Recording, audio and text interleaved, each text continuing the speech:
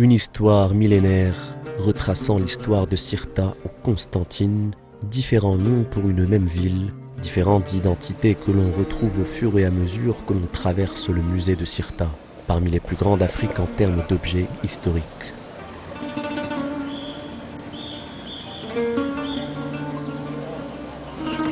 Parmi eux, des parchemins d'histoire, des traces écrites par l'homme où il raconte la vie de son époque, une façon de léguer aux générations futures une marque de leur héritage.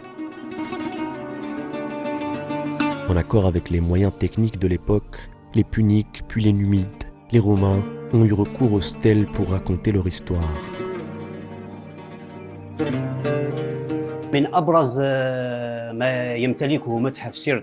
Parmi les objets les plus importants que possède le musée de Cirta, on a les stèles.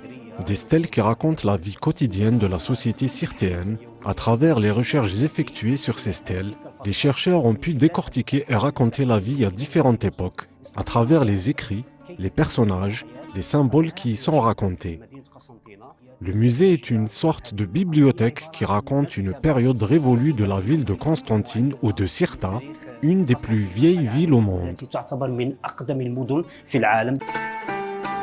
Un empereur parmi ceux qui ont gouverné Rome a laissé une trace particulière dans la ville, Constantin Ier, qui donne son nom à la ville au pont suspendu. Certains chercheurs attribuent le nom de Constantine à celui qui a rebâti la ville, l'empereur Constantin, étant donné l'importance stratégique de la ville qui a vécu plusieurs destructions. Il a donc décidé de la reconstruire. D'autres chercheurs affirment que le nom de Constantine fait référence à Constantinople.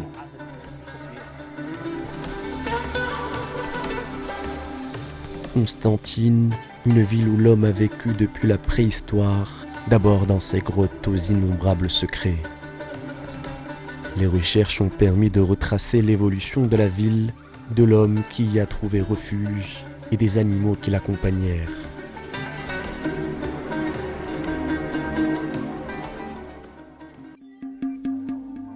Aujourd'hui, le musée de Cirta est l'un des plus importants d'Afrique. Construit en 1931, il attire à l'heure actuelle chercheurs, étudiants ou simples curieux des quatre coins du globe. Durant l'année 2024, nous avons reçu plus de 23 000 visiteurs d'un peu partout, en plus des délégations officielles, des collégiens, des lycéens en visite guidée et même durant les vacances scolaires, en plus des chercheurs et des étudiants. On reçoit des gens de toutes les catégories sociales en quête de connaissance de l'héritage historique que contient le musée.